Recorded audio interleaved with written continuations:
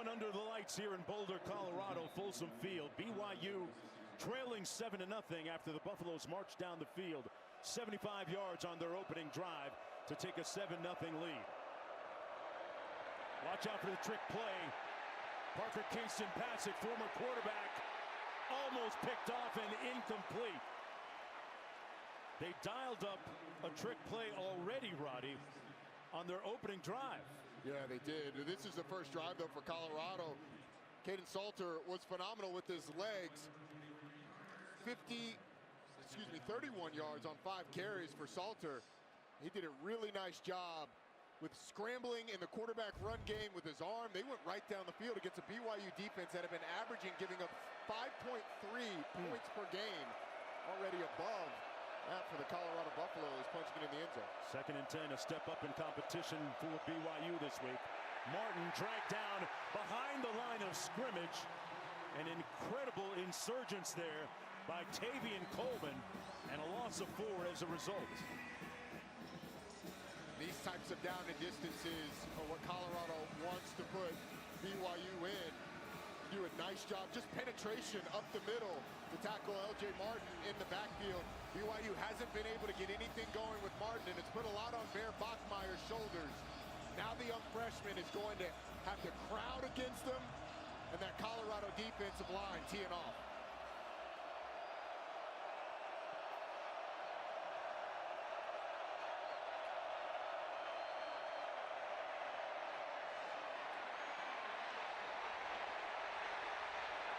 It's going to be close. Hagan, who's filling in for JoJo Phillips, is going to come up just a little bit short of the first down.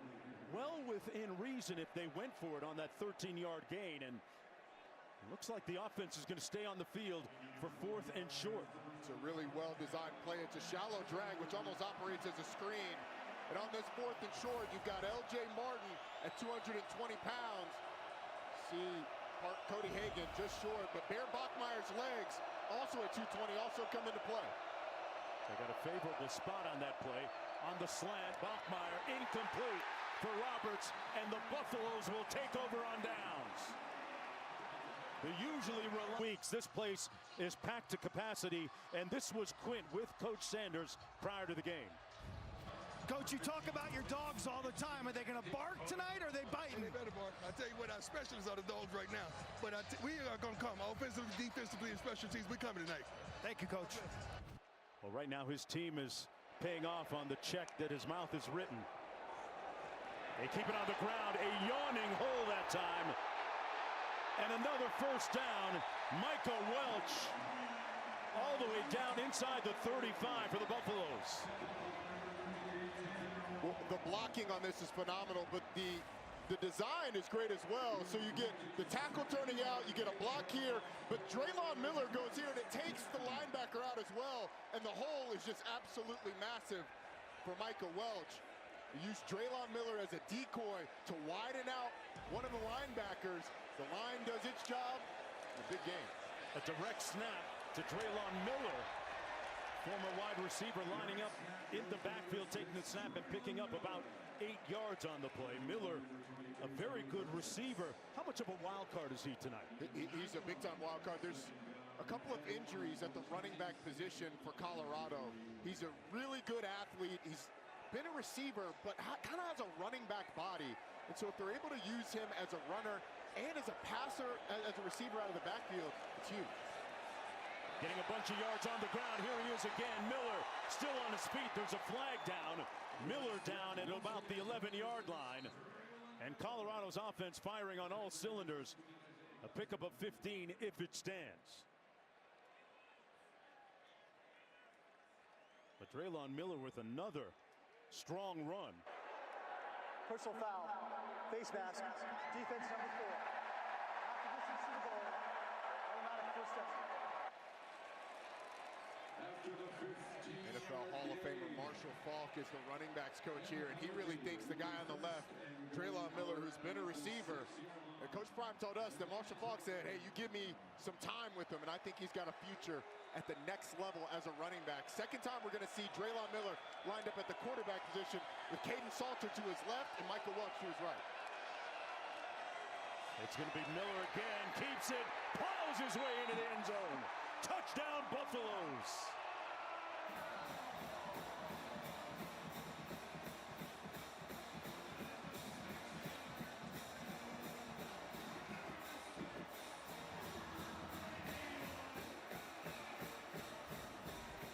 Well, you're going to get the combo blocks right here, but the linebackers are going to fly this way with Michael Welch, and then Draylon Miller has a yawning hole up the middle. It's, again, a really nice design. You get the linebackers going horizontally, and then Draylon Miller is able to go vertically up the middle for a touchdown. Another metronomic, systematic, lethal drive by the Buffaloes. And they have the BYU Cougars right now off balance and a little bit tipsy. With 5:08 to go in the opening quarter, Alejandro Mata. Extra point makes it 14-0. A 4-play, 62-yard drive, eclipsing 1:21 on the clock. I don't think that and right now 14-0, the Buffaloes leading. You're watching ESPN College Football presented by Old Spice. The Big 12 Conference on ESPN. And it'll be 1st down and 10 again for the Cougars, who right now are reeling, Roddy. Down 14-0. How do they get their offense going? Because defensively, they have been carved up. They have. You see the numbers. They've been stingy against the run coming into this game, but Colorado has found a way. They've got to find a way to run the football offensively, though. The strength of this team is not throwing it around the yard. It's LJ Martin on the ground behind an offensive line that has shown some real promise early in this season. Bear Bachmeier with time over the middle. Complete at midfield and a 1st down catch by tight end Carson Ryan. Biggest play of the ball game for the Cougars. Good for 28 yards, and they move the sticks. Just as I say that, Bear Bachmeier says, I'll deliver it downfield to my big tight end. Carson Ryan has had a really nice start to the year, but good design by Aaron Roderick down the field, getting one of the receivers to run off the corner, and then the tight end just finding a little space behind it. Bear Bachmeier had deceiving numbers last week in that win against East Carolina. 18-25, back to pass one more time. Rolls out, bounced by one of his own men, and he gets down safely at about the 34-yard line. He wears number 47. Yeah, you already know. That's because he has that fullback mentality, the position that he played when he first picked up a football at 5 years old. And if he's climbing in the pocket towards the line of scrimmage, that's when he's most dangerous. Bounces off of his offensive lineman and then finds space. It's when he starts going horizontally, sideline to sideline, and get into a little bit of trouble running the football. But that a nice job. He's tough to bring down, though, Mark. We've already seen it a couple times in this game. Picked up 12 on that last run.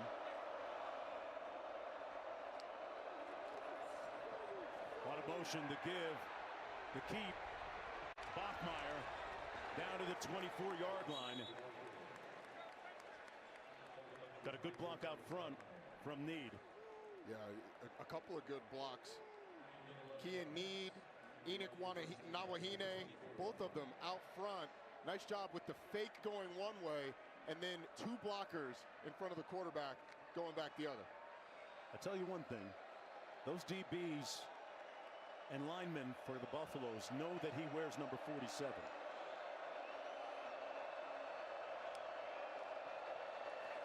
Fakes the toss, looking to pass, comes underneath, checks it down to Ryan again. Put it on the ground, or was he down first? They're going to mark it down. Carter Starkmeyer picked up the loose ball, but he was ruled down at about the 12-yard line. Let's take another look. Yeah, I think it's pretty clearly down. Ruling on the field was the runner was down prior to fumbling the ball. He made the line of the game. First down, Elbow BYU. hits and knocks the ball out. Was it on the way out as he was? No, it didn't look like it, Mark. I mean, it looked like he had pretty good control. It wasn't moving around, and then when it hits the ground, it pops out. Just glad, I mean, his leg looked a little strange as he hit the ground. Let's bring in Matt Austin. Oh, yeah, Matt, what do you think?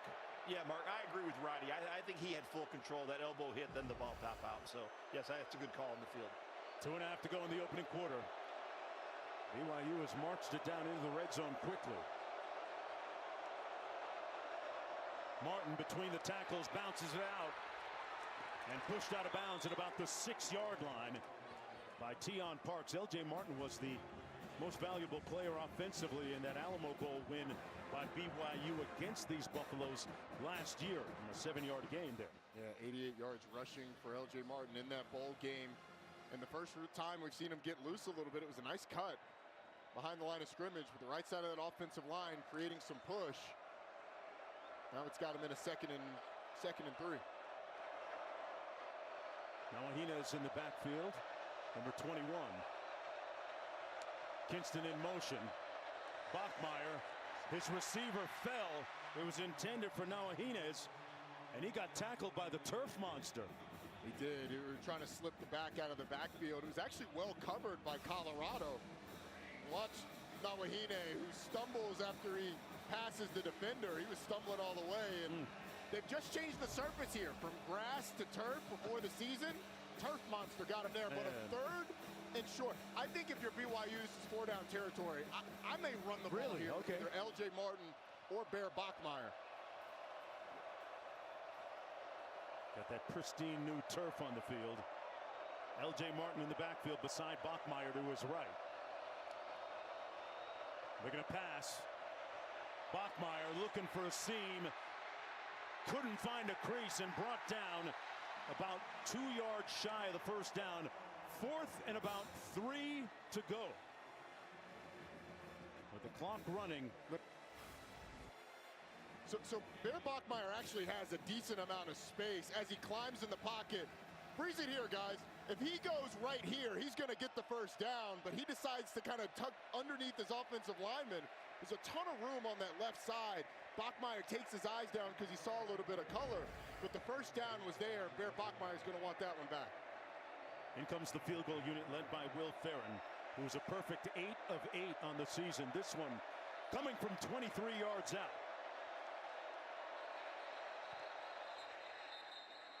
They're going to whistle it dead first. Play a game. Offense. 5-yard penalty. Didn't get it off in time.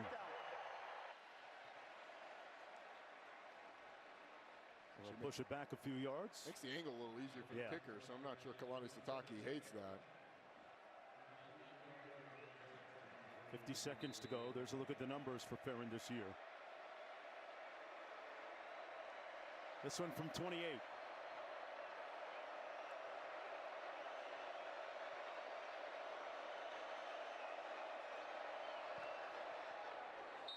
And he drills that too. Cougars on the scoreboard, trailing by 11 in this Big 12 battle. Let's go back to the studio. All right, Joe, to that Barry College Football Studio, AT&T Studio update. Boy, do we have a good one in Happy Valley. Late in the game, Devontae Ross scores to tie it with Oregon. 17-all, they're headed to overtime. Well, Roddy, here we are, week 5 of the college football season in earnest. And what do you make of some of the surprises today? So there haven't been a ton of upside. I think the surprise has been how all of these ranked teams going on the road to unranked, most of them having to fight, scratch, and claw to get out of there with wins. But haven't had an upset or a big upset yet today. It's mostly been chalk, but it hasn't been easy. I mean, you look at Tennessee on the road at Mississippi State, Georgia Tech on the road at Wake Forest. Houston barely escaping last night. Yeah, that was well, that was when the upsets happened. Yeah. Florida State losing to Virginia, TCU losing to Arizona State. Iowa State with an impressive win, still undefeated. Fair catch. It'll be 1st and 10 for Caden Salter in the offense. Now let's take a look at the college football rankings brought to you by Prudential. Talk about ranked teams playing unranked. Texas A&M, that was a gritty win over Auburn. That defense was phenomenal. Ohio State, that was an upset spot. A lot of people had pegged. Washington has a long win streak at home, but Ohio State really controlled that one. LSU losing at Ole Miss in a game that Ole Miss controlled for most of it, probably closer than, or the score closer than the game was. And then Georgia in a game that Alabama has really had the upper hand for the majority of it. We'll see if they're able to pull it out there in Athens. 1st and 10 for Caden Salter. His discernment has been beyond reproach so far in this football game. And that left side of the offensive line getting a good surge and a nice gain by Michael Welch. Chrysler was also in on some of the blocking to pick up 6. This offensive line so far has controlled this game. And it's an offensive line that has struggled some, particularly on that right side in pass protection, but run blocking wise, they've showed a physicality that I'm not sure BYU expected. Feels like that defense has been a little bit on its heels. Big number 77 up front there. Jordan Seaton, the former 5-star recruit. As Colorado tries to keep its momentum going, coming off a win last week against Wyoming. Coach, what do you view as most responsible for the stronger performance in that first quarter? Execute, man. We just flat out execute. We're not like we call it new plays. We execute. Draylon Miller's got in there and did a phenomenal job, though. I sensed a sense of urgency yesterday at practice. Apparently that's carried over. That's every day. That's not just because you were there. I love you, though. God bless.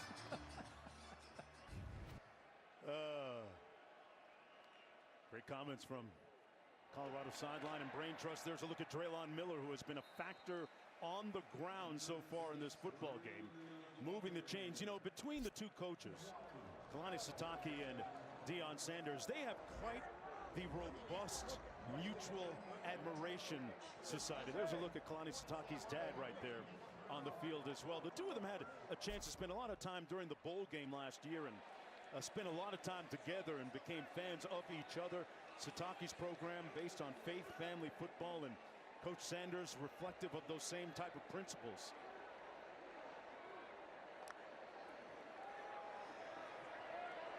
Out of the backfield complete. Draylon Miller again from Salter. Q. And the sentiment this week in Boulder, Mark, was remember the Alamo. They got dusted last year in that Alamo Bowl, 36-14. Coach Prime mandated that his guys played. Most did. They just played poorly.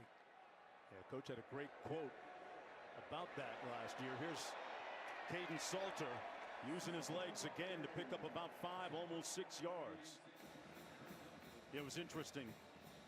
Coach talked about players opting out, and he said comically, he said, hey man, we're in the day and age of, you know, players are getting compensated. It's pay-per-view. We pay. I got to view you. Right. And you don't want to view a subpar product, and right. That's what they got in that bowl game. But this team has come out spirited. They've been physical at the line of scrimmage, which is a place that BYU dominated in that Alamo Bowl. Caden Salter with a clean pocket. Now under duress, wisely throws it away. Had Michael Welch in the vicinity. Ball went past the line of scrimmage. He was outside the pocket. Check those boxes. Good pressure from Isaiah Glasker. One of the few times that we've actually called Glasker's name today, Roddy. It was well covered down the field. They actually caught BYU a little bit off guard. There was still some adjusting going on at the line of scrimmage, but BYU rallied. Illegal substitution. Defense, 12 players on the field. Wow. 5-yard penalty. Replay first down. Sitake's Cougars a little bit off balance here early in the football game. Maybe that's why everybody was covered down the field. Let's count them. 1, 2, 3, 4, 5, 6, 7, 8, 9, 10, 11, and 12. There you go. You know, if it's Montreal playing against Toronto in the CFL, that's okay. Oh, you love the Alouettes. Oh, look at Salters. Slides in safely at the 27-yard line. Man, he has been a productive and prolific runner so far in the football game. Picks up 14 right there. Yeah, and they caught BYU in a twist. You have the outside linebackers, the in-man on line of scrimmage, twisting inside the defensive end, and it just creates a gaping hole. Quarterback run has been a complete game changer for this offense today. They've been able to find numbers advantages, and it really punished the movement of BYU. Offensive coordinator Pat Shermer calling a great game so far. Caden Salter's going to be dragged down at about the 34-yard line. Satuala with the pursuit. And that's going to be a loss of a few yards. Shermer has made the adjustment this year to a brand new starting quarterback, and actually the third different quarterback he's dealt with this season. Ryan Staub started the Houston game.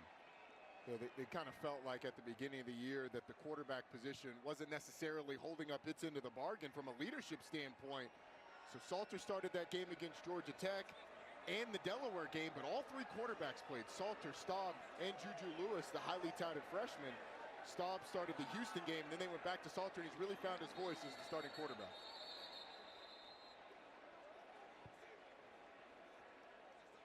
Looks like we got a timeout called on the field by the Buffaloes, who lead by 11 points. We'll take a timeout with them. I'll be right.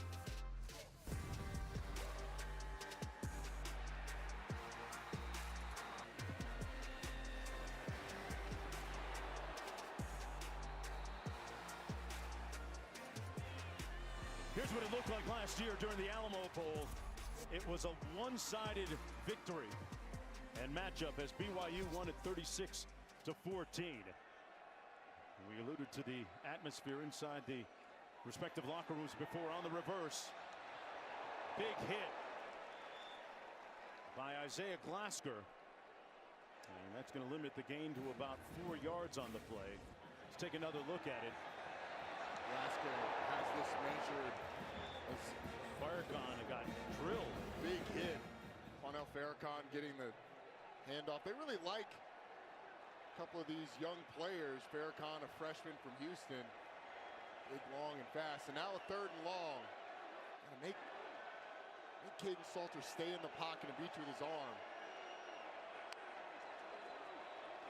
Salter flushed out, being spied and dragged down at the 38-yard line by Jack Kelly.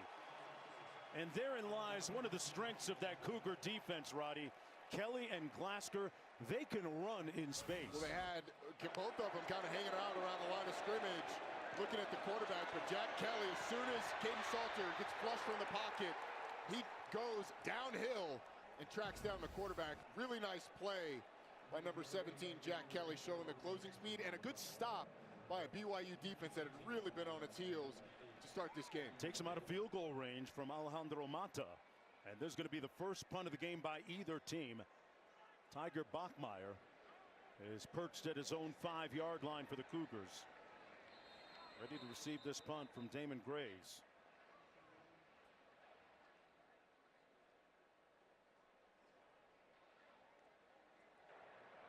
Delay a game. Offense. 5-yard penalty. Remains 4th down.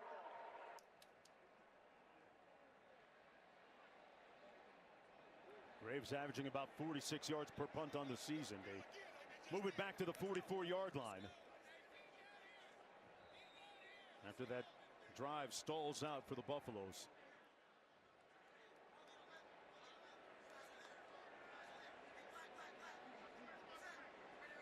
The Australian punter kicking at altitude, nose of the football down.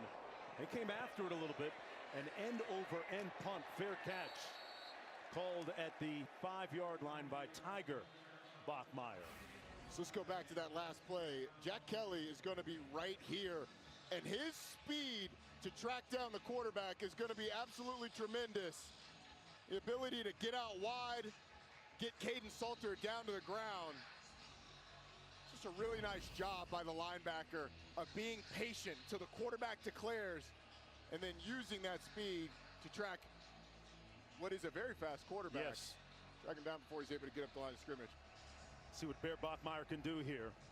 They start off from their own 5-yard line. They were able to get a field goal out of the last drive. L.J. Martin in the backfield alongside him.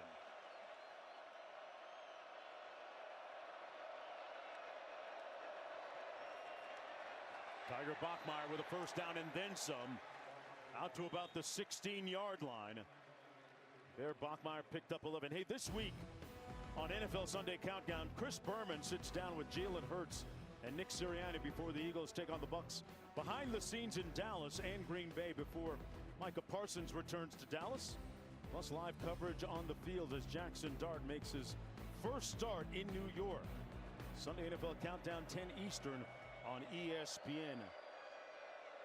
Martin and Nawahines in the backfield. Beside Bachmeier. And that'll be Martin. Stopped up for a gain of about 2 on the play. Had a chance to meet L.J. Martin's dad a little bit earlier before kickoff tonight downstairs. From a wonderful family, young man that see the number change. He was gone back now to his number that he wore in high school. Give him a little bit more mojo. Not that he needed any, Roddy. No, he's done a really nice job so far this year, taking pressure off the young quarterback. They're going to need him to do that in this game. That offensive line has to continue to be physical. Parker Kingston in motion. Bachmeier surveys and pulls. Pass is caught and complete, but there's a flag down as Chase Roberts makes the catch. Let's see if this stands or not.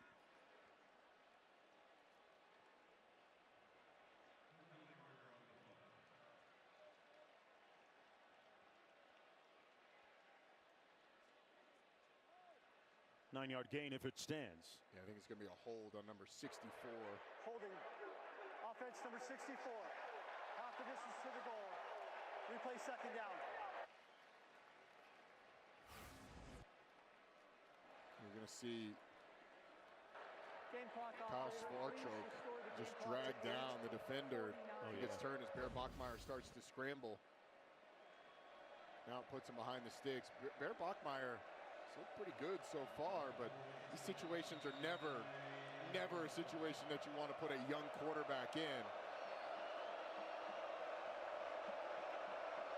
True freshman in a hostile environment on the road. Pulls it complete. That's L.J. Martin, a good receiver. Onto the backfield, takes it out near the 20-yard line. Third down coming up. It's really well-designed play. You get all 5 offensive linemen out front and a couple of receivers of L.J. Martin. And you get to a third and still a third and long, but much more manageable than where they were before. Third and 6.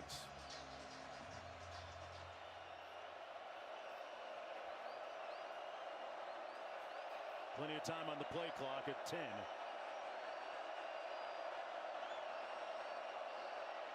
Chase Roberts, one of his reliable receivers. Bachmeier has time, taking a shot. He might have gotten hit as he let go of it. It's incomplete as a result.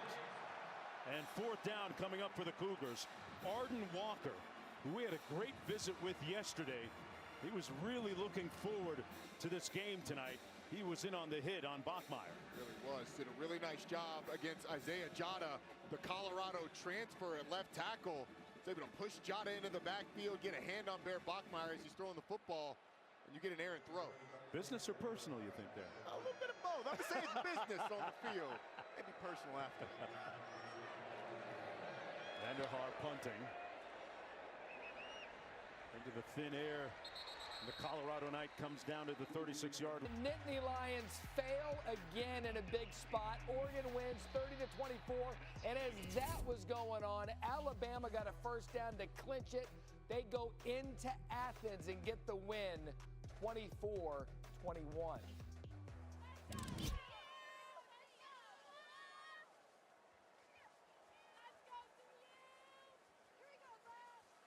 20 yards pregame with his 2 sons, Dura and Shiloh. This year, it looked a little bit different because, of course, both his sons have moved on. So Isaiah Harch said, Coach, I know you miss your sons, but I'll be your stand-in. And that's what it looked like a little bit earlier. Kelly brings down Salter, and this is what it looked like tonight. The pregame walk, the stroll, the companionship. He is a father figure to every one of these players. Those are special moments, man. Pre-game, the calm before. I spent every pre-game at a moment with our chaplain, now the director of player performance at South Carolina, Derek Moore.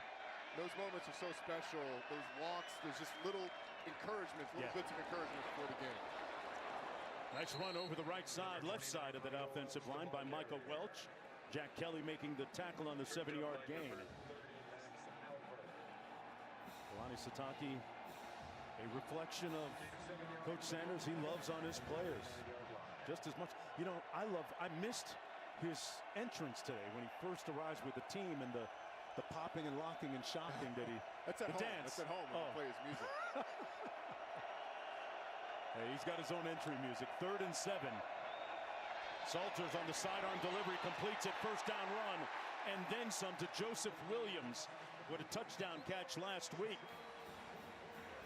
I love that delivery by Salter, Roddy. Yeah, it was a really nice sidearm swing by Salter, but really good blocks by Darian McGill, the center, and Xavier Hill, the left guard, getting out front of Joseph Williams for a first down.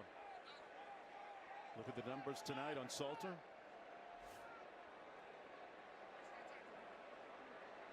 First down and 10, under 6 minutes to go in the second quarter.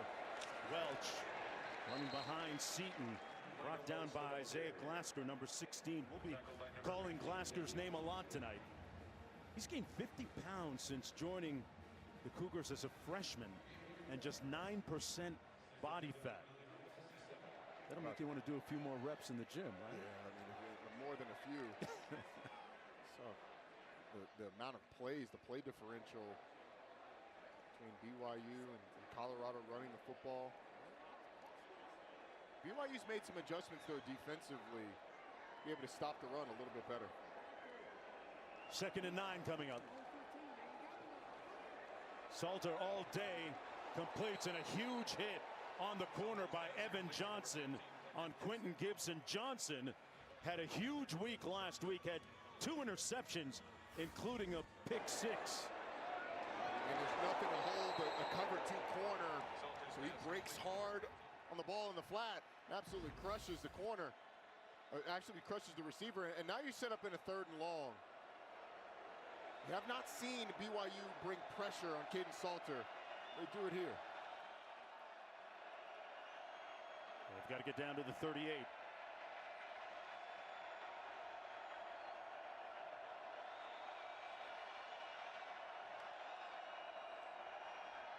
Salter has time, pulls, incomplete at the 35 for Omarion Miller. And they'll have to punt. They had an opportunity right there. Instead, they'll have to kick it away. That might have been the worst throw of the night by Salter. Yeah, I'm not sure a rare it didn't get tipped at the line of scrimmage. There was a couple of hands in the way, but a couple of stops now for BYU defensively, and it starts with stopping the run on first down, forcing Colorado into a 2nd and long, and then eventually a 3rd and long. This defense has really settled down into this game. Graves to punt. Pinned the Cougars right at their 5-yard line last time. And that one caught erroneously in the end zone and returned out by Tiger Bachmeier. They'll have to take it at about their own 6. Well, talking their own 6-yard line. Mark Jones alongside Roddy Jones. Quint Kesnick down to the field. Colorado led 14-0.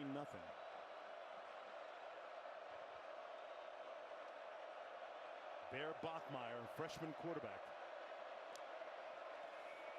keeps it himself and is upended at about the 10-yard line. Friday, week 5 of college football. A lot of things going on here in the Big 12 in particular. Iowa State with an impressive win. What else kind of catches your attention? I think the story of the weekend in the Big 12 is Arizona State's win over TCU. You know, Arizona State took that early loss to Mississippi State. TCU's looked really good in the early going, and we thought maybe that's a team that could be the best team in the Big 12. Well, Arizona State says, hey, look, we're the defending champs. We're able to get a win, but how about Alabama going on the road and getting a win at Georgia? Oregon going on the road, getting a win at Penn State.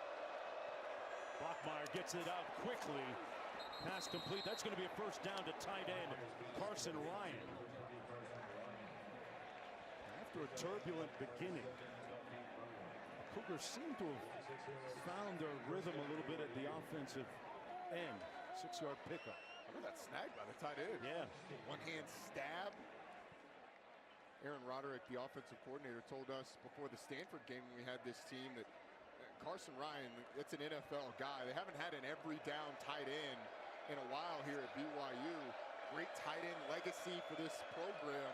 Carson Ryan has been excellent for them. 1st and 10. Bachmeier pulls complete. He threw that with authority out to the 31. Parker Kingston made the catch, a pickup of 15 on the play.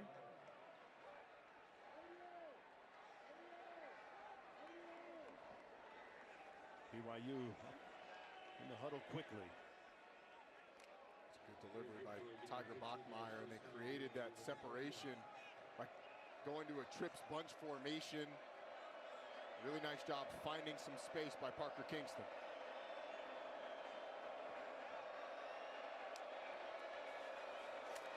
Bachmeier. Late toss. LJ Martin was there. Boy, great vision that time by Bachmeier. And close to the first down. 2:08 to go. Time now for the Aflac trivia question. Who was BYU's quarterback the last time they played in Boulder? That's a good question. Man. Trying to figure out what the conferences looked like back then, oh too. My goodness. BYU had to have been an independent, right? Yeah. Find that on the other side. Answer in a minute. Let's answer the Aflac trivia question. Who was BYU's quarterback the last time they played in Boulder? Roddy? I said it was either Jim McMahon or Steve Young. I was told that one of those was wrong, so I went Jim McMahon. There you go. Boom! There we go. Our grand prize winner tonight. Bachmeier doing his best. Jim McMahon right there completing the pass to Parker Kingston. Q. Roddy, you're right. Jim McMahon was the starter in that game, but guess who was QB2 that day? Steve Young, who came off the bench and lit it up. Why would he not? I mean, two of the greatest quarterbacks in the history of college football playing for the same team. How about that? I mean, if it was today, one of them would have hit the portal. BYU doesn't have a ton of guys transfer out, but you're all right. Option to the wide side of the field. Martin with a great cut, put his foot in the ground and got north-south down to the 37-yard line. Carson Ryan with a good block out front too, Roddy. Carson Ryan doing it all. Really well read by Bear Bachmeier. The patience to lure Arden Walker in. And then for a 220-pound back, that's a nice cut in the open field. Got some momentum going towards the sideline and then getting up. This is a good 2-minute drive so far for BYU. Bachmeier in rhythm, delivers downfield. Got a flag on the play. It was intended for Cody Hagan. BYU coaching staff has been expecting big things from Hagan for the last couple of weeks. We might have a defensive PI penalty here. Holding. Defense number 8. 10-yard penalty. Automatic first down. A penalty called on the extremely talented corner, DJ McKinney, who's had a lot more heaped on his plate so far this year, and it's been mixed results so far. Here's what's coming up on the Lexus halftime report. Matt Berry and the crew in the studio. Walk-offs, wild finishes, and OT in what is now not so happy Valley at the moment. Man, they're going to be questioning whether or not this is the team that's going to win them a national championship now. Bachmeier downfield, overshoots his receiver, and another flag. That one intended for Parker Kingston. Being defended by Preston Hodge.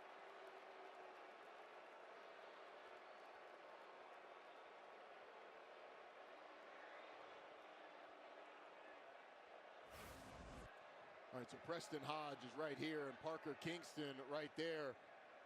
And the hold happens when Kingston makes the second break.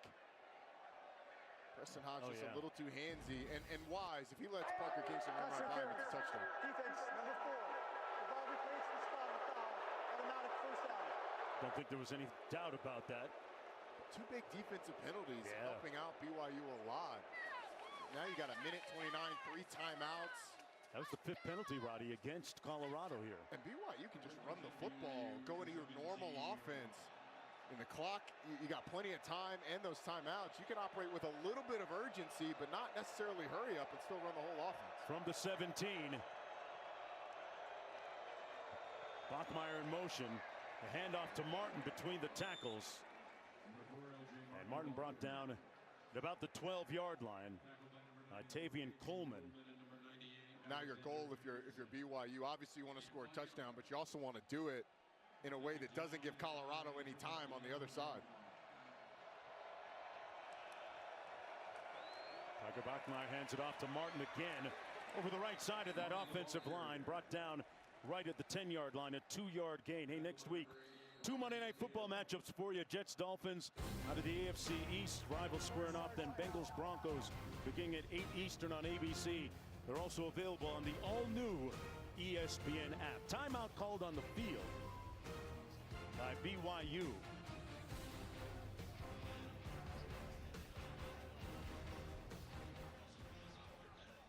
Always a great night whenever the Buffaloes play nighttime football here. Our Big 12 after party through the years. Remember that night we were here? We had Wheezy doing an album drop while leading the Colorado team out of the huddle. A list of luminaries, some of the biggest names of Hollywood, hip-hop, Cameron, rock. Key Glock was here. Got them all over my playlist. Big X the Plug was racing Colorado players post-game. Bossman D'Lo has been through. Kevin Durant, Kawhi Leonard, Kyle Lowry. It's still a scene. It's a big third down here for BYU. 9th play of the drive for the Cougars. They've got to get to the 7-yard line. Bachmeier pulls complete. And that's going to be good enough for a first down. Kingston with the catch. 1st and goal with 50 seconds to go. We had Preston Hodge, who was covering Parker Kingston, playing way off. It's a 3rd and short.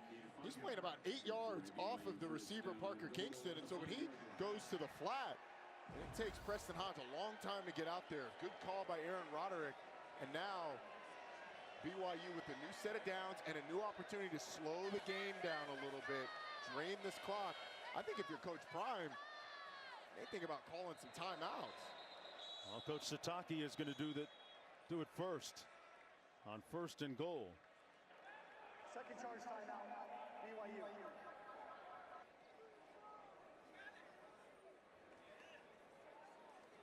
Roddy, I'm looking at the numbers here from our A-stat man Steve LeBeau. Bear Bachmeier is 8 of 12. Are you surprised that they're letting him sling it as much as they are so far? Well, it's been tough sledding in the run game, so they've had to go to it. And with the confidence that he's showing, Mark, I'm not surprised that they've continued to go to him. They've had some good concepts to get receivers open. He hasn't put the ball in danger yet, and he's been accurate. And so I think this has been a big step forward for Bear Bachmeier. He's shown flashes, but this level of consistency through a whole half has been really impressive. Remember, he started at Stanford for the spring, completed 20 credit hours with a 4.0 GPA before transferring to BYU. Be interesting to see how both of these teams play it. If you're BYU, content to run the football, drain the clock, will Coach Prime on the other side counter with some timeouts to try and get the ball back to his offense. They're not able to get a stop. 1st and goal. Bachmeier into the end zone. Room service, Chase Roberts. He was wide open.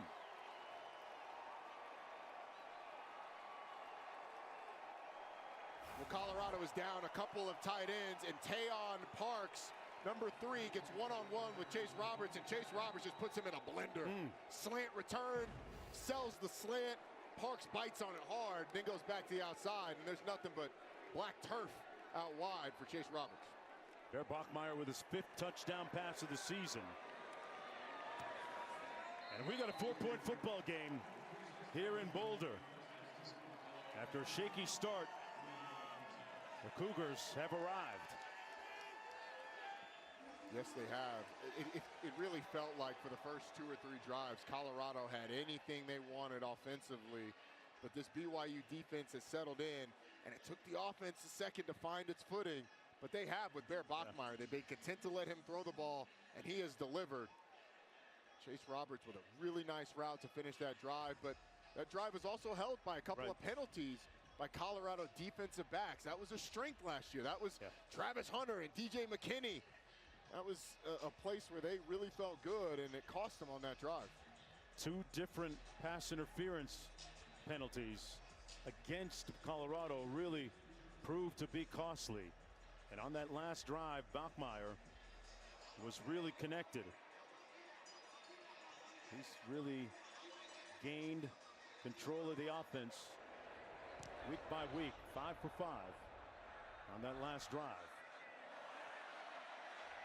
Quentin Gibson out of the end zone, looking for an alley, and brought down a little bit shy of the 20-yard line with 39 seconds to go. Well, for 20 years, Allstate has celebrated every field goal and extra point made at participating universities by donating to the university's athletic scholarship fund, supporting all student athletes. Thank you to Allstate. Colorado, 39 seconds left, 2 timeouts. BYU gets the ball first in the second half. I think if you're Colorado, you're trying to be aggressive here. The first down is the most important. The ability to get points before halftime, huge with BYU getting the ball first in the second half. To your point, Roddy, they've got a couple of timeouts remaining, Colorado does. Salter steps up, runs, and is tripped up after a gain of about 2 on the play at the 21-yard line. Yeah, now you're probably shutting it down. You almost took a sack. It was a little bit nervy on that last play. They're going to be content. Yeah, the ball was kind of hanging out there for Caden Salter. 2nd and 9. Pressure coming. Salter batted down. Isaiah Glasker almost had himself an INT there. Mentioned the fact that he's from a very athletic family. His mom played volleyball at BYU. His sister played volleyball at Utah. Dad is Stephen, baseball player at BYU. He was about a half step away from a pick 6. Going to keep it on the ground. And Welch pounds forward. And that'll do it for the first half of play. It was all Buffaloes early, and then Kalani Sitake's crew gained their collective footing, stabilized, and rallied with 10 points. Mark, Kalani Sitake stepped on the field there after that tackle was made, signaling timeout, and he wants referee Mike McCabe to give him and BYU the timeout here. And they're being granted that timeout, so the first half is not over right now. I will also add, guys, that the momentum shift down here, Colorado up 14-0. This place was going berserk. The momentum has completely changed in this building right now. Big contingent of BYU fans. They're excited. Their team's pumped up. Colorado looks flat. And Kalani Sitake calls the timeout to force a 4th down. If there's only 1 second on the clock, we'll see how much time they put on the clock.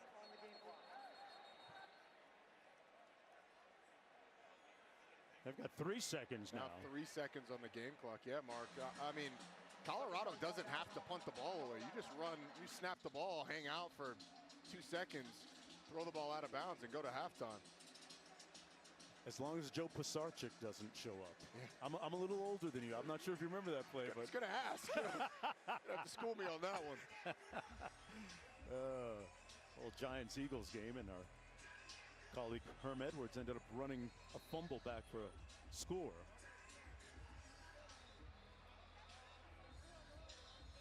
But this is a pivotal game for both schools in different ways. A win for BYU, and boy, they really signal to the rest of the Big 12 Conference that they're a legitimate threat. And then Colorado, that catapults them right back into the spotlight a little bit more in life after Travis Hunter and Shedeur Sanders. See what they do here with 3 seconds to go in the half.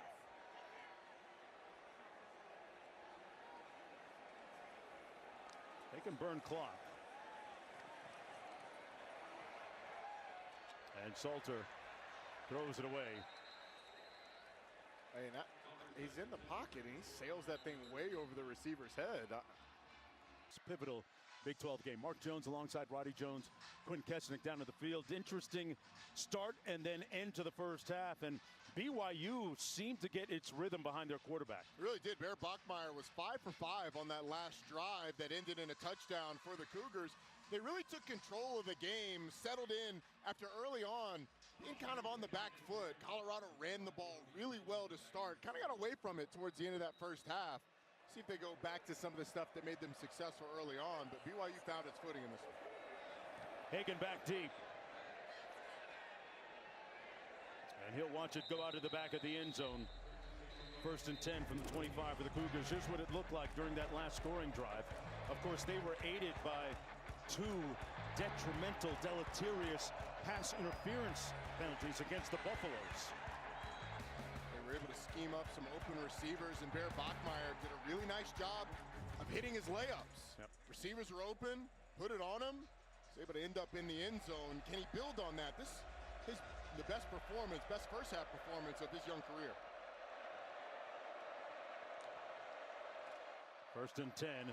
Bachmeier with a great ball fake and falls forward for about 7 yards. Let's go down to Quint. I spent some time with Kalani Sitake coming out of the locker room at halftime. Defensively, his biggest challenge he felt in that first half was being assignment sound. Colorado gave him some 2-back looks, and their linebackers and defensive ends kind of busted some assignments early on. They were smarter in that second quarter.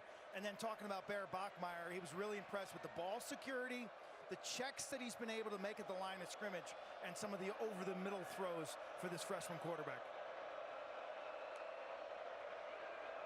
That's Martin to his right, dragged down right near that first down marker. Looks like he's going to pick up enough. Arden Walker made the tackle on the play on the gain of 3. And Mark, to Q's point about what Kalani Sitake said, Colorado kind of went away from those 2-back looks that was giving BYU trouble defensively. But if I were Coach Sitake, I would be impressed with my freshman quarterback as well. We don't necessarily see the checks at the line of scrimmage, but offensive coordinator Aaron Roderick has really praised Bear Bachmeier for his intelligence and his ability to handle stuff like that. Yeah, picks up things quickly. Back to pass on this occasion. Under pressure, overshoots his receiver. Incomplete. Chase Roberts. Closely covered by Preston Hodge. It'll be 2nd down and 10. I think Preston Hodge may have gotten away with a little bit of a hold on this as well. Roberts sneaks inside, and then the grab around the waist by Hodge is what doesn't allow Chase Roberts to get open. That one, tough one for the officials to see all the time, but I think Preston Hodge got away with one. Held him like next month's rent. I usually have to give up next month's rent. Right? As long as you can, Roddy. Bachmeier falling forward on the run to about the 40. Picked up 5 on the play. There, Bachmeier kept the defense for Colorado honest in that first half. Completing passes for 109 yards and running the ball well. There's a look at offensive coordinator Aaron Roderick up top. He does a really nice job of being creative with the eye candy and the shifts in motions and personnel groupings. But what do you do here? Colorado really has not gotten Bear Bachmeier off of his spot. He's been able to sit in the pocket. They haven't gotten a lot of pressure on him today. Kingston motions out of the backfield. Bachmeier keeps it. He moves the pile a little bit, but not nearly enough. Stopped up at about the 41-yard line. It'll be 4th down and about 4 to go. So the Buffaloes defense non-negotiable on that 3rd down, and they get off the field.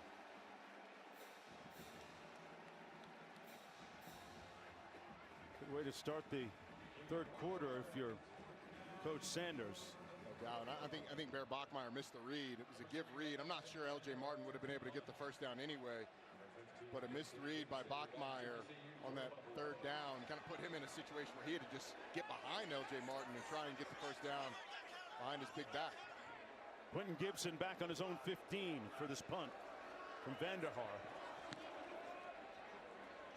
He'll have a chance here from the 13. Gibson made one guy miss and is brought down at about the 18-yard line. It'll be 1st and 10 from there. 46-yard punt. 5 on the return at halftime. One of the enduring symbols of college football. Ralphie version number 6 right here. This was last season. Look at the noticeable differences in the physique They went sleek and downsides for speed, Roddy. And last year, we're here 4 times, and we saw last year's Ralphie, and we're asking, hey, this Ralphie a little lazy. They went out and got a new Ralphie. Right. This Ralphie is moving. Yeah, he's moving on this. Ralphie, turn the corner right there, bent that corner. Swerved right into the crate. Impressed with the handlers that are able to keep up with her. Pass complete. Out of the backfield, that's Joseph Williams. This Ralphie goes 0 to 60 about as good as it gets. She's a 1.5-year-old American Bison, only 700 pounds right now. But basically in Bison language, she's kind of like a teenager, and she's going to grow to about 1,200 pounds. The students who handle her under the guidance of Taylor Stratton are giving her a nickname. Erroneously, you read some stuff this week that her nickname is Jules. It is not Jules. She is unnamed right now. He will take some write-in votes and get one by the end of the broadcast. Around the right side of that offensive line is Draylon Miller. And they'll be left with a third, about a long 5 to go. This is their opening possession of the third quarter. So that 23. That was one of the sets that Kalani Sitake told Q that they had trouble with in the first half. 2 backs in the backfield with Draylon Miller getting the handoff. They've sort of changed the way that they're playing it. They're playing the back to the play side with a safety instead of a linebacker, which keeps the linebackers in the box to be able to play that run and set up a third medium. Bunch formation at the top of your screen. Salter fires complete, but a good open field tackle on Joseph Williams by Evan Johnson, who has made two now good, solid, fundamental open field tackles, limiting that gain to 4th and 1. And the Buffaloes will have to punt on the 3 and out. That's just a really nice series by that BYU defense. They're able to get Colorado into the third and medium. You rally up and play the ball. Analytics says go for it. I think in this game you go ahead and punt it. Plus, Coach Prime is typically a pretty conservative when it comes to going for it on 4th downs.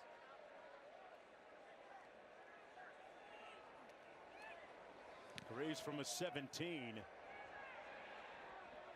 Great directional punting. Out of bounds at about the 25. Tiger Bachmeier never had an opportunity. His little brother, Bear, will have the reins of the offense. Buffalo setting some bear traps. Sir served in Okinawa as a squad commander. It all started with that great-grandfather, though, Mark. He won the Flying Cross of Heroism, a distinguished medal during World War II after seeing time at the Battle of Midway, the Battle of Wake Island, and the Guadalcanal campaign. 3 generations. Unbelievable family of high achievers and high achievement. Pass complete, gain for a couple of yards on that last play. 2nd down and 7. BYU's second offensive possession of the third quarter. They've scored 10 consecutive points after trailing 14 to nothing. Bachmeier delivers, caught miraculously by Chase Roberts. Roddy, you talk about a tight window that he squeezed that through, right through the hands of Tion Parks. I don't know how Tion Parks doesn't pick this off. I mean, Bear Bachmeier is going to his receiver Chase Roberts all the way, and look at that. I mean, it goes right through, as you said, the hands of Parks into the hands of Chase Roberts. It's the second time Chase Roberts has caught a ball that's basically off or through the hands of a Colorado defensive back. Caught one off DJ McKinney earlier today. 16-yard gain on the play. Preston Rex in the backfield.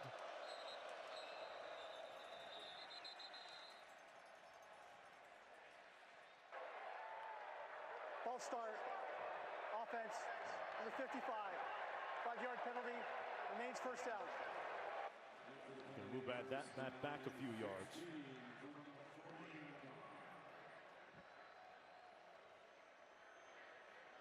They've been really excited about Preston Rex, who we just saw at the running back position, talking about his burst, his speed.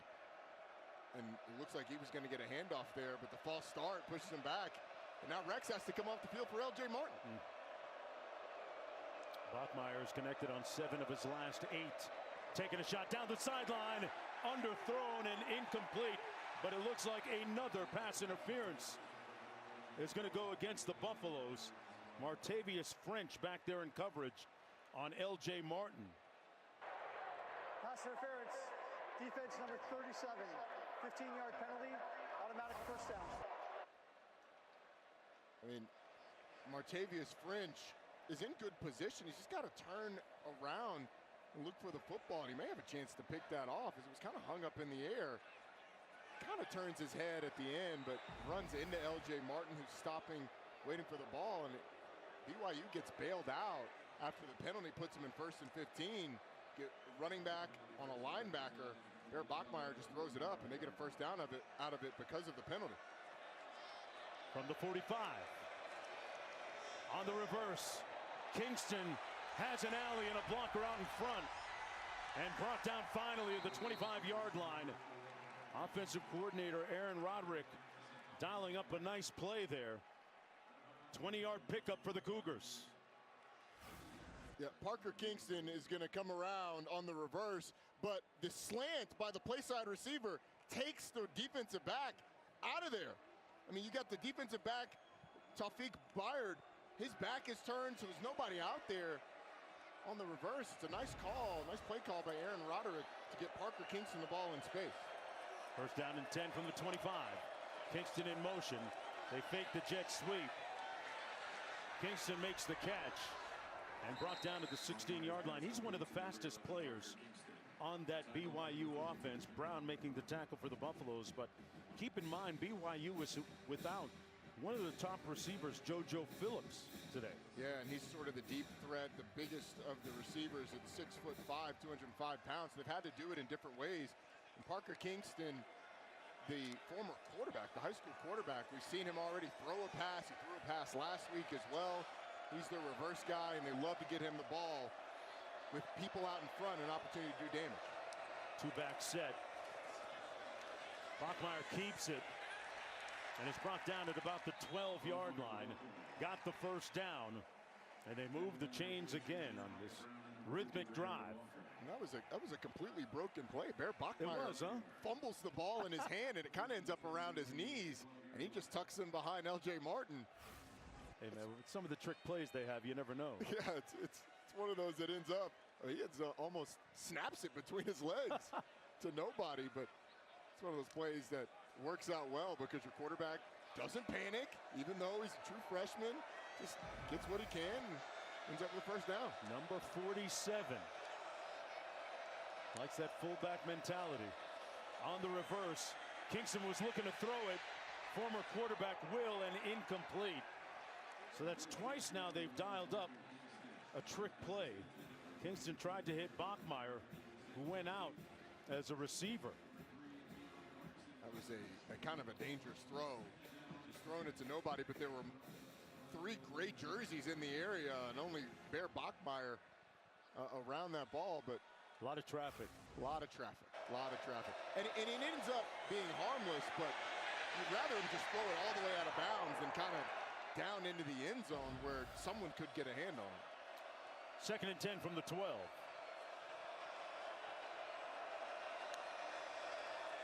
Quarterback draw. Bachmeier bottled up. Stays on his feet. Still inside the 5. Lunging to the 4-yard line. That is the resilience and the strength of the freshman quarterback. Good for 8 yards. I'll tell you what, that looks like a guy running who wears number 47. Amari McNeil actually does a good job of trying to blow it up in the backfield, but the balance of Bear Bachmeier is able to get them down to the 5-yard line, inside the 5-yard line, and set up a 3rd and short. He is a well-built young man, especially the bottom half. That lower body strength on full display on that last drive.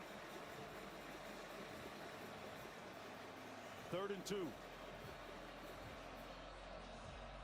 And BYU Cougars calling a timeout. The first of their allotted 3 in the half. He overstated in its economic and cultural impact. We had a drone show today at halftime. How about that?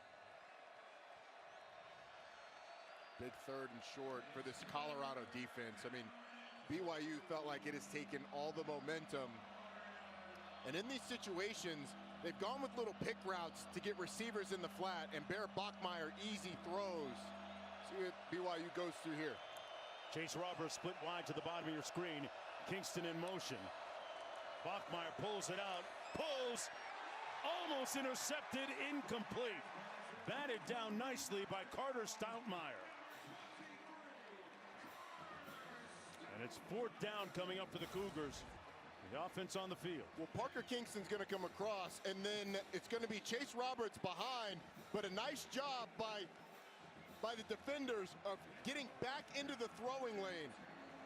I mean, you got Carter Stoutmire, who's usually the free safety, able to get back enough to reach that handout and knock it down. BYU keeps the offense on the field. 4th and 2. They can get a first down without scoring a touchdown. The analytics say go. You're going to have to take a timeout or take a delay game. Bachmeier just got the snap off. Wide open touchdown, Mr. Reliable Roberts. And the Cougars storm back and take a 2-point lead.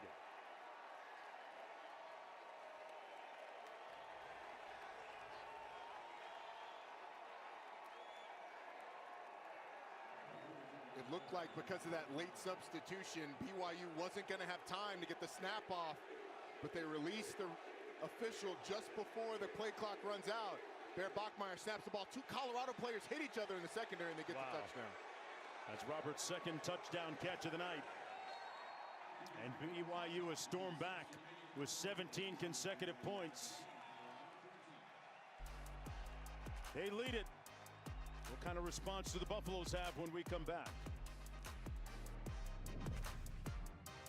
30 p.m. and man, it's a daunting task ahead for Minnesota without Nafisa Collar out with an ankle injury. You saw how she twisted it at the end of the previous game in that loss against the Mercury.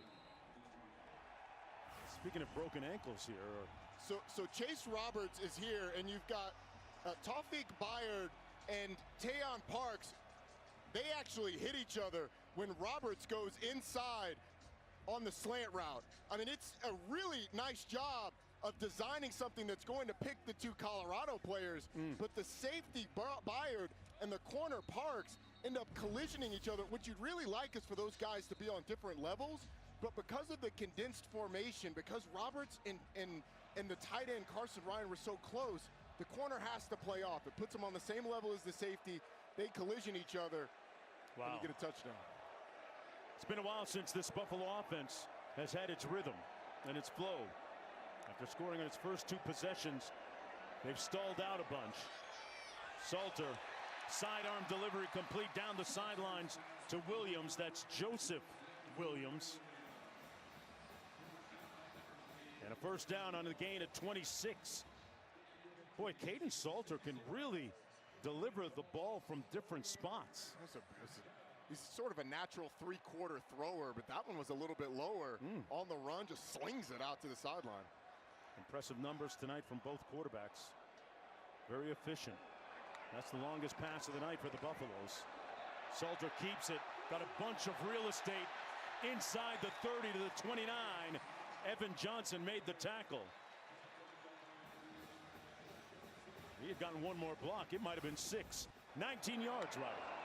I mean, he gets a lead block from a guy wearing number 84. That's actually a guard, Yo-Yo Atia, leading out front of the quarterback, Caden Salter, getting his legs involved again. Over the left side of that offensive line, running over Jordan Seaton, is Michael Welch. Picked up at about a yard on the play. Jordan Seaton, the former 5-star, and one of his buddies on the offensive line coming up hobbling a little bit. Yeah, it's the center. McGill. Xavier McGill. Can't afford to lose him. 2nd down and 9 coming up. Here's a look at the highly regarded and heralded offensive linemen. Braylon Miller and Alan Halen in the backfield. Miller about 2 yards shy of the first down. Jack Kelly making the tackle on the play down to the 22. Got 7. So 3rd down and about 2 to go. They go back to that look that we saw in the first half with the two backs. And when Hayden motions out wide, it takes Isaiah Glasgow out of the box, and they're able to run it successfully and set up a 3rd and short. Traylon Miller at quarterback. Direct snap out of the Wildcats. Second time they've done it. He's got enough speed. Got to the outside in the first down. Jack Kelly not there early enough. He got 3. They only needed 2. And it's 1st and 10. There's a look at the numbers tonight for Miller. And the reason that you put him at quarterback for that direct snap is just for situations like that when it ends up being a foot race to the sideline. Jack Kelly actually showed great speed getting out there and almost making the play before he got the first down, but the speed of Miller too much. Marshall Falk approves. Salter into the end zone, touchdown! Traylon Miller.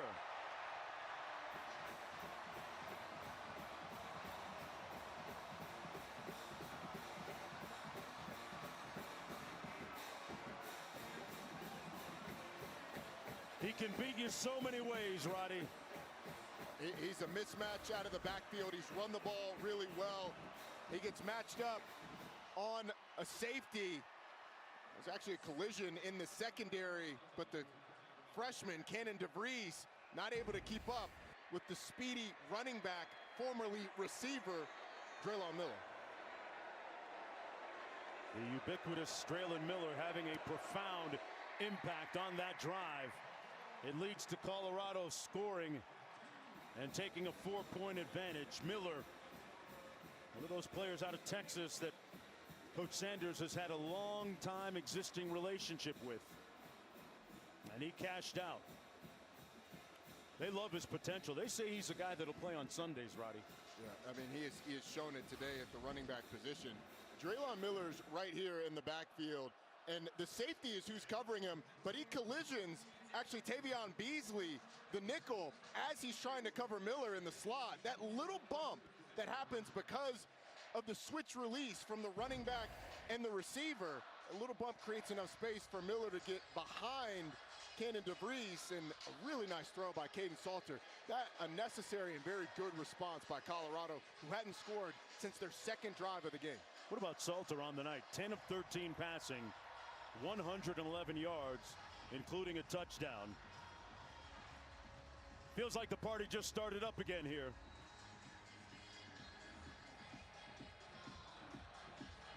Tell you what, these students have been into it all game long. They've just wanted something to cheer about for the last about 17 minutes of game time, and they just got it. Out of the end zone, Cody Hagan. Brought down at the 23-yard line. It'll be 1st down and 10 for Bear Bachmeier from there. BYU 3-0 on the season, coming off a 34-13 win last week at East Carolina. Prior to that, we saw them at home against Stanford. And they started off the season with a 69-0 win against Portland State. But things will fall pretty well for them moving forward. They've got West Virginia after this one, and Mountaineers are struggling. They certainly are. You've got West Virginia and Arizona. Arizona, another team that took one on the chin today. Bachmeier underneath to Martin. Martin got an alley down the sideline and finally brought down to the 43-yard line. A 1st down by L.J. Martin. 19-yard pickup. You know, Martin had initially committed to Stanford, and then as a high school junior saw BYU run up and down the field for almost 400 yards rushing in David Shaw's last year on the farm at Stanford, and BYU flipped him like a flapjack, man. They turned that commitment around.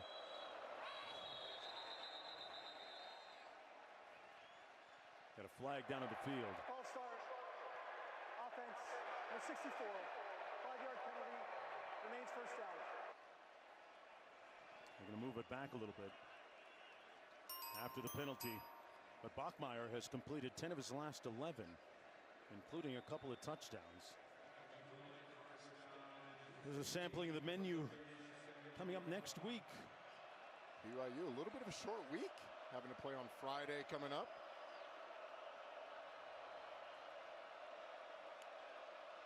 Martin motions out of the backfield. Got rocked right away by Baird. Tafiq Bayard made the tackle, and Martin is slow to get up. BYU team is thin at the running back position.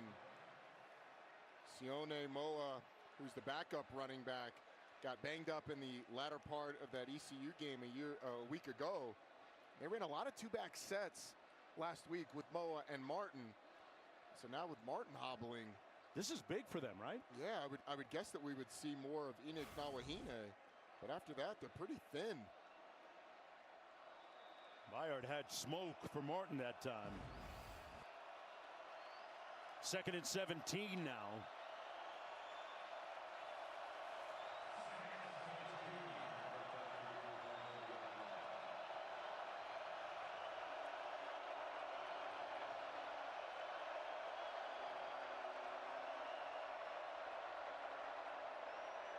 Incomplete again. Hit immediately was Cody Hagan. Keaton Wade was right there along with Preston Hodge. And it's 3rd and long for BYU.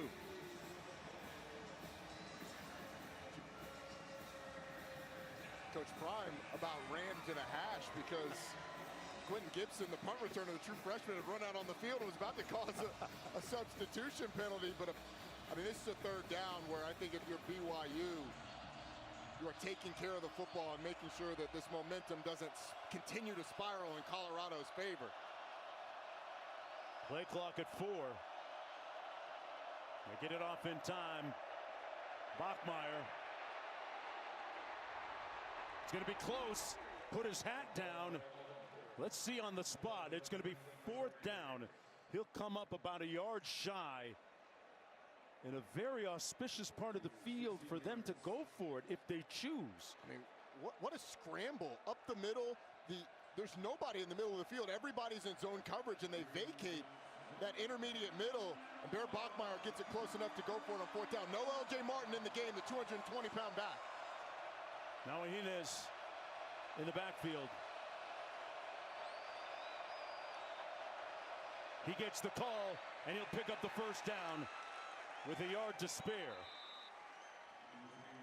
But man, what a great scramble on 3rd and long by Bear Bachmeier. And that's going to be the last play of the 3rd quarter. That is the end of the 3rd quarter. Back for the start of the 4th quarter here in Boulder. Under the lights at Folsom Field. Mark Jones, Roddy Jones, Quinn Kessenich down on the field. Bear Bachmeier taking a shot.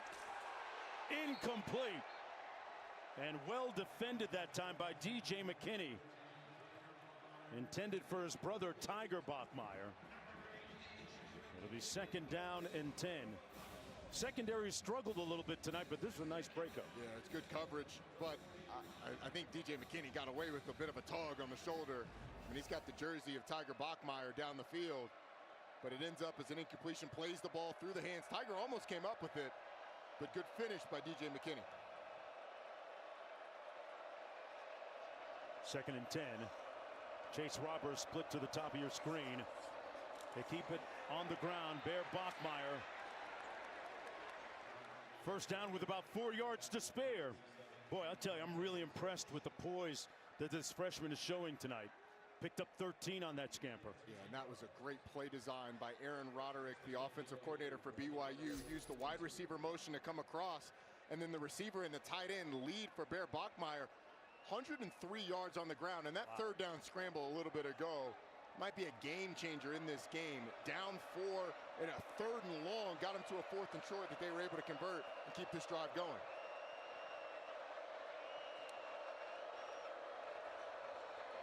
On the around, that's Cody Hagan. Got a blocker out in front of him. Hagan houses it. Touchdown, Cougars.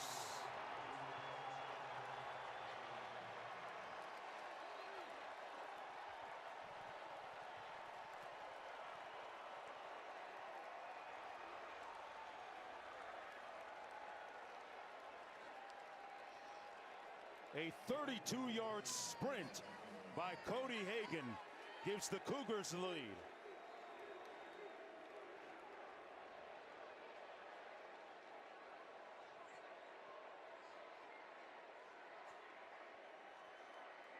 And you can hear the smattering of BYU fans that have made the trip. 8-hour drive from Provo. At an hour flight from Salt Lake City as their team takes a 3-point lead. Boy, what an answer. What an answer. And on a play that we saw earlier this year against Portland State. So Parker Kingston is going to come around, and then he's going to reverse out. They're going to fake the reverse. Then LJ Martin is going to go in front of Bear Bachmeier, where they fake a counter with LJ Martin and those two pullers. And then it's Cody Hagan coming around the outside. So you get a fake reverse, fake counter. Coming around the outside. So you get a fake reverse, fake counter to a reverse with blockers out front. It's a really well-designed play to get multiple blockers out front. You get offensive linemen because of the counter action. They just keep going. And then Cody Hagan finishes it in the end zone. Aaron Roderick in his bag on that drive. Can we take one more look, if we can, at Bear Bachmeier's footwork, Roddy? He was doing the electric slide on that. He spun around like 3 times before handing the ball off. You spin around for the first fake, you spin around for the second fake, and then you spin around to get to the third fake. He was probably dizzy, but what ends up in a touchdown made the Colorado defense dizzy. Longest play of the game for either team on that touchdown run. Buffaloes were able to respond in kind last time with a touchdown drive. Let's see what Caden Salter does here on this upcoming drive. He's 10 of 13 passing, 111 yards. We were talking about the footwork of Bear Bachmeier a moment ago. Remember how he likes to ground himself barefoot. Not the natural grass effect this time, but hey, at least it's still Mother Nature in a sense. Is it? I mean, you got the turf out wood there. Chips. You got the wood chips in the turf. This new turf that doesn't have the rubber pellets. It's got the chipped up wood down there. It's very scratchy on the feet. Blitz coming off the edge. They pick it up for Salter. And he's going to scramble. He brought down a gain of about 3 on the play. Hey, Roddy, one name that we haven't called yet, conspicuous by his relative silence, is Sincere Brown, number 9, who has yet to catch a pass today. He's one of their fastest receivers, might be their fastest guy. What do you make of it? Well, Colorado hasn't thrown the ball down the field very much today at all. It's been mostly short and intermediate. And to be honest, I think at some point you have to at least test him. I mean, Sincere Brown, 6'5", 190 pounds, but fluid. You just try it and see what happens. They keep it on the ground instead. Got some good blocking up front from Michael Welch, who's going to be a yard shy. You know, Sincere Brown has a great story. Started off at University of South Florida, transferred to Campbell, but prior to those 2 stops, as a 10th grader, he had a growth spurt. Folks, let this land on you for a moment, okay? Listen up. Don't miss this. He went from 5'2" to 6 foot within the span of a few months. 3 months, he said. Salter is going to pick up the first down and then some, but it might come back because there's a flag down to the field as he steps out of bounds at the 20-yard line. And that BYU fan might have it right. The flag all the way back at the 42. Holding. Offense to the 4. 10-yard penalty. Replay 3rd down. That's against Omarion Miller. Wow.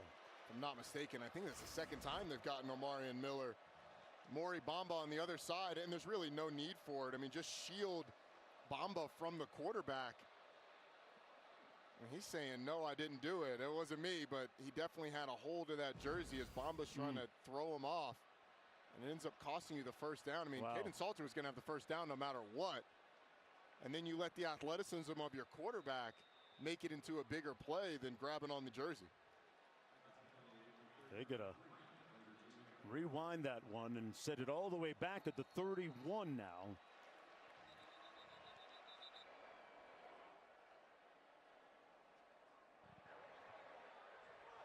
charge timeout. Cougars are going to call a timeout BYU. as we look at a 3rd down and 3 to go.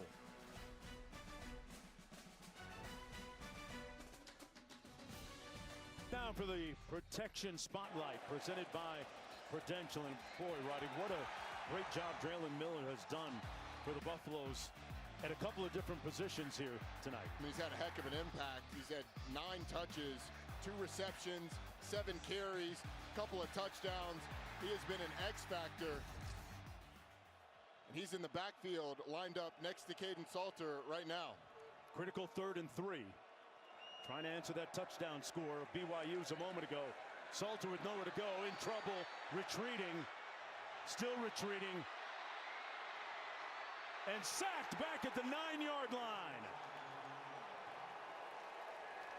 Isaiah Glasker never gave up, unremitting and unrelenting on the play, and a big loss. They gave up 22 yards. I mean, Isaiah Glasker just doesn't give up on the play. Keeps chasing and chasing and chasing. For Caden Salter, he's able to bring him down. Remember, Salter had the big run and got the first down, but the hold brings it back.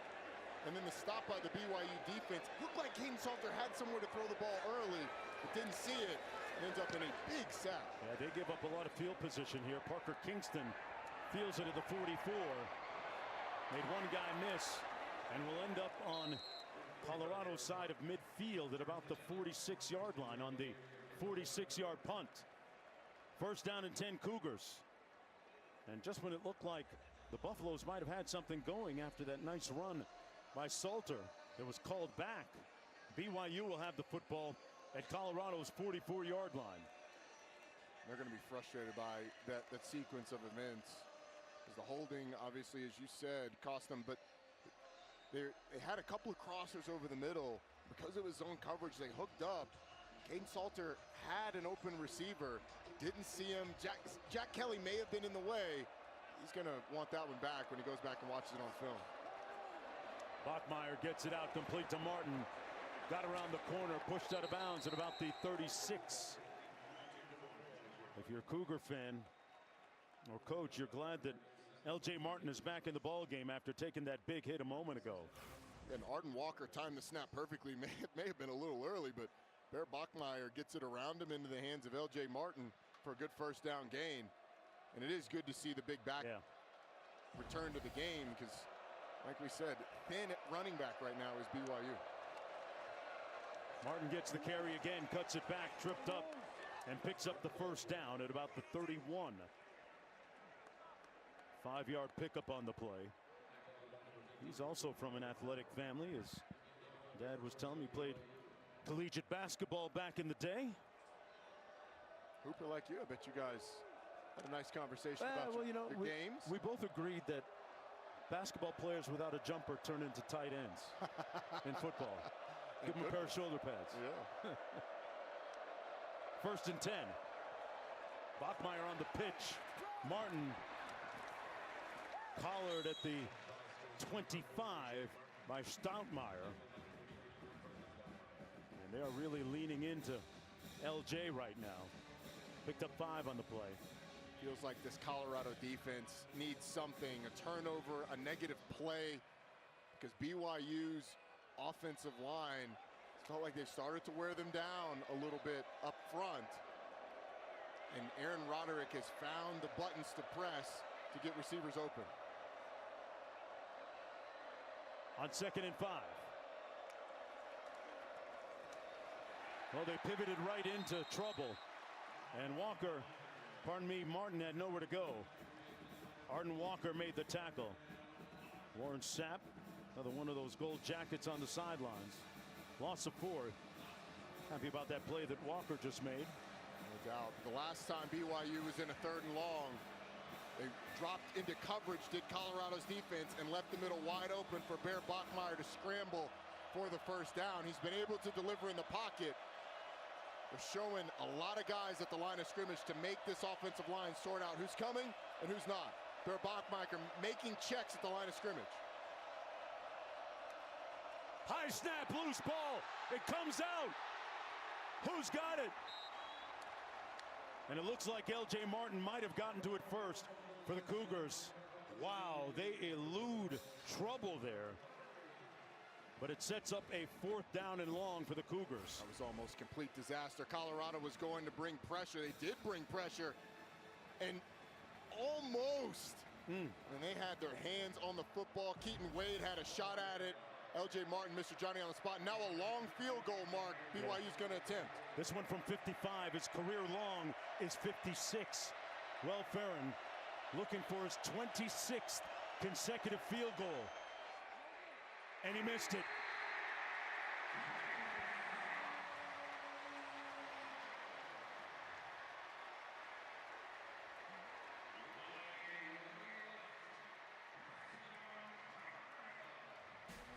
Superstar. Love you, Miss Peggy. Good to see you again. She's seen a bunch of iterations of this Buffalo football program. Yeah, I mean, she's like the grand marshal of that parade. We've had a great time here, yeah. She's seen a lot, and Coach Prime bringing this program back to national prominence. It's been something she's been looking forward to for a long time. Draylon Miller back at quarterback.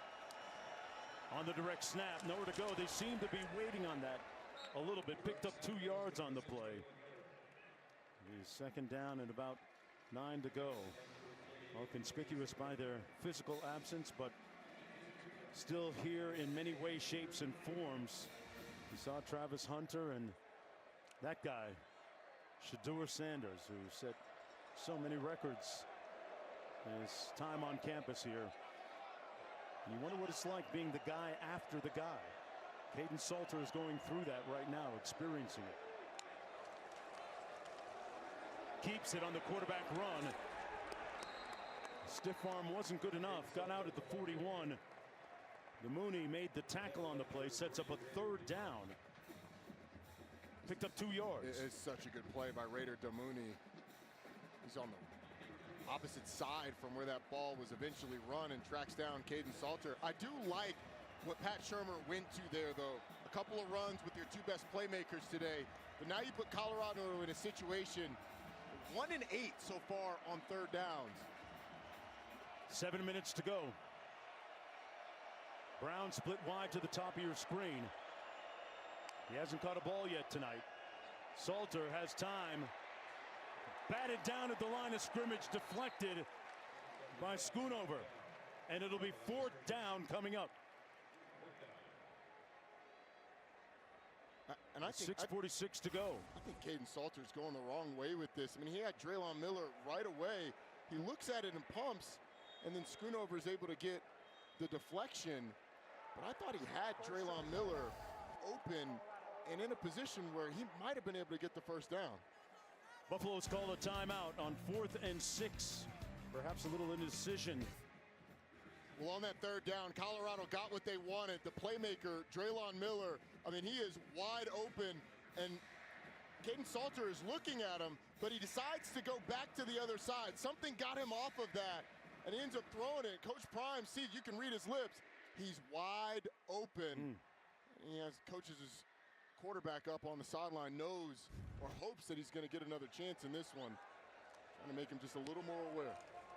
5th punt of the night. And not one of Graves' better efforts. This one's going to be coming up shy of the 25. Wow, he misfired on that one. They're going to spot it at the 30-yard line. 1st and 10 for the Cougars. Just a 28-yard punt that time. So the Buffaloes give up a little bit of field position. 1st and 10, Cougars, 6:38 to play. And the Cougars are kind of built to be productive and use a little clock here, aren't they? They are. Their ability to run the football. If you're Colorado, you'd love a quick stop, but the most important thing is that you get the ball back to your offense, still down only 1 score, whether it's 3 or 6. Martin motions out of the backfield. Pass complete, but nowhere to go that time for Cody Hagan, who scored the touchdown on their previous drive. Loss of 2 on the play. Brown making the tackle. It's a good start, a good read by the linebacker, Jeremiah Brown. Knifing through, wrapping up the the wide receiver. Play one down. Now you got to play this one. I'm Aaron Roderick. And if you're on defense, Robert Livingston, the defensive coordinator for Colorado, I think you're expecting something a little tricky here potentially. Feels like one of those situations where you can put a dagger into the hearts of Colorado. Kingston in motion on the jet sweep. A full head of steam. Couldn't get around the edge. Brought down to the 33 by DJ McKinney. Picked up 5 yards. Sets up 3rd down. And about 6 or 7 to go. And they need a stop here. Colorado does. And tell you what, there's a look at Livingston, the defensive coordinator for the Buffaloes. Bear Bachmeier has been imperturbable last night. Incredibly poised and unbothered. And they have not sacked him yet today and has rarely been under pressure. When he has, he's tucked the ball and run. Little confusion in that Colorado secondary. Trying to get lined up still. Bachmeier blitz coming off the edge, gets it out. Complete in a clutch delivery to Chase Roberts. Out near midfield. 1st down. He's leaving bear tracks all over that secondary. Yes, he is, but the protection was tremendous, and the off coverage by Preston Hodge is what causes it. That was the confusion. DJ McKinney was telling Preston Hodge to go to the other side so he could cover someone to the near side. Hodge gets matched up against Chase Roberts. Protection is tremendous, and the delivery is on it. Roberts' 5th reception of the night. Martin got around the edge. In the open field, still on his feet, down to the 35 of the Buffaloes with 4.5 minutes to play. Another 1st down for BYU. A 16-yard gain. And that time the key block was made by the left tackle, number 71, Isaiah Jada. Former Colorado Buffalo was here in 2023. Coach Prime hoping that his defense can come up with a stop. That one was personal. I was just going to ask you that. Earlier you said it was business. BYU is trying to come through on its promise of sustained success. That comes from the top. Kalani Sitake, their head coach. Martin straight ahead. Between the tackles, stopped up at the 32 by Barnes Jr. Got 3 yards on the play. Colorado with 2 of its 3 timeouts remaining. 2nd and 7 coming up. BYU program 11 wins a year ago after missing a bowl game in 2023. This is a team that knew that it was going to be one of the hunted coming into this year. Had to deal with Jake Retzloff having off the field issues, leaving to go to Tulane in the summertime. Bear Bachmeier, the true freshman, thrust into the starting role, and he has been tremendous tonight.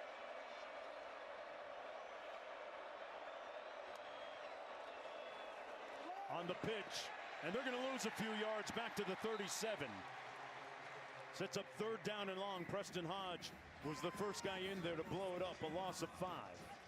Tried to run that speed option. They ran it into a nickel blitz. It was a good call by Robert Livingston, anticipating something to the perimeter. And now Colorado has BYU on the fringes of field goal range. They already attempted a 55-yarder, but I think if you're Kalani Sitake, you're looking to get it to a 4th and short and maybe think about going for the knockout punch. Chase Roberts, number 2, the slot receiver, to the top of your screen. And they're going to keep it on the ground. Martin straight ahead, as you imagined, Roddy. A little bit closer field goal range-wise to the 34. Would make it a 51-yarder. If they want to try one. An interesting, Coach Prime not taking a timeout. I mean, had he taken that timeout right when the play was over, you would have had about 2:15, 2:20 on the clock, which would have allowed whatever the next play is going to be a field. And Trevor Scales, also available on the app. BYU deciding to punt. Vanderhaar aiming for the corner, and it's going to be down to inside the 5. Boy, what a day of college football. We've got 1:49 to go. Colorado with a couple of timeouts after storming out of the gates. Roddy, they end up falling behind as BYU takes the lead. What do they need to do on this final drive? Well, I think first and foremost, you got to get that first down. You got to get into your tempo. Caden Salter has done a nice job of taking care of the football, but they haven't had a lot downfield. And so Salter's legs are going to have to be a big part of this drive, and you're going to have to be efficient unless you're going to get some chunk yardage. I agree with the BYU decision to punt, because now you're making a Colorado offense drive a long way to get potentially a game-tying field goal. 96 yards in all. And Alejandro Mata is good to around 50. Past that'll be Buck Buchanan. Coach Prime told us that they could let him kick, 55, 56-yarder. Salter gets it out complete. Caught at the 12-yard line. That's the first catch of the night for Sincere Brown. A transfer from South Florida and Campbell. We're going quickly here. 90 seconds to play. We're going to keep it on the ground and pick up the first down out to the 18-yard line. Michael Welch quickly up to the line of scrimmage after the 6-yard gain. 1st and 10. And keep in mind that this Buffalo program got so used to the leadership of Shedeur Sanders and his clutch play last year and the year before in comeback wins. Not the case now. It's Salter's turn. Game clock operator, please restore the game clock to 1 minute and 23 seconds. That's a lot of time taken for a couple plays, and you're talking about 37 seconds already off the clock, and you've gone not even 15 yards yet. Going to need to get to probably around the 37 of BYU to attempt a 55-yarder. Salter, look Brown's way, is now going to use his legs. Slides in at about the 26. Now you got to call a timeout. Well, they spotted all the way back at the 24. And Colorado has to stop the clock. You got a long way to go. You let a lot of time drain off. Salter looking to pass. Surveys. Comes under. Picked off. It's intercepted by Glasgow. On the misfire. And that might do it.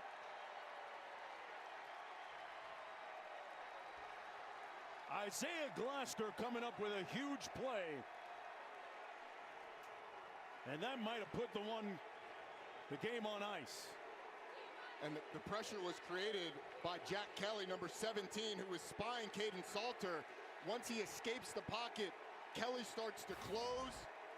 I mean, right here in the middle, that's Jack Kelly, and he's just going to have his eyes on Caden Salter, waiting for him to escape the pocket. As soon as Salter declares, Kelly takes off, forces the errant throw, and Isaiah Glasgow comes up with the interception. But Mark, I go back to that play where you get the scramble inbounds, clock's running, you're having to scramble up to the line of scrimmage.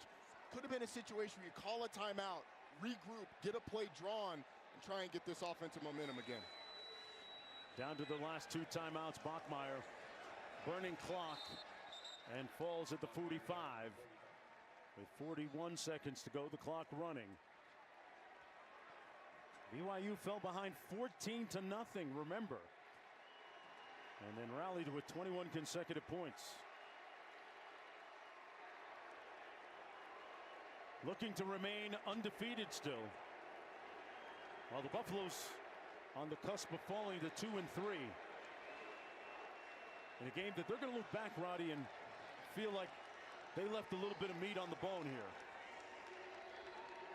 Absolutely. You go back to the drive where they get the holding on the 3rd down. They miss Draylon Miller on the subsequent 3rd down after the holding. And BYU ends up with a big win, a gritty win, a gutsy win on the road behind the incredible play today of the true freshman Bear Bachmeier. He was brilliant. 19 of 27 for 127 yards. Pardon me, 179 yards. A couple of touchdowns as well. Let's go downstairs to Quint. Coach, congratulations. So what was going on in your mind when you fell behind 14-0? It's a long game, so I trust our guys. We just had to settle down. Credit to Colorado and the environment. It's awesome here, and Coach Prime, the team, I mean, it was a great game. Really fortunate we came out with a victory, but It was some adversity. Our program needed this right now. How would you characterize the play of your freshman quarterback, Bear Bachmeyer? He's not so young anymore. He just got to keep playing. I know he's a little, we had to let him run a little bit today, but he can do it all, and we feel really comfortable with him. Happy about our defense, the way they responded after 14-0. So I feel good about everything. We just got to keep working, though. In boxing terms, they had you against the ropes. You were staggering. In the end, what happened? Let's take them to the championship rounds. We'll find out. Let's get in the deep water and see what happens. And I'm really proud of the way our guys responded. Colorado, great program, great fight. We needed this. We needed some adversity, and glad we came out victorious. Terrific win on the road. Congratulations, Coach. Thank you, guys. Mark.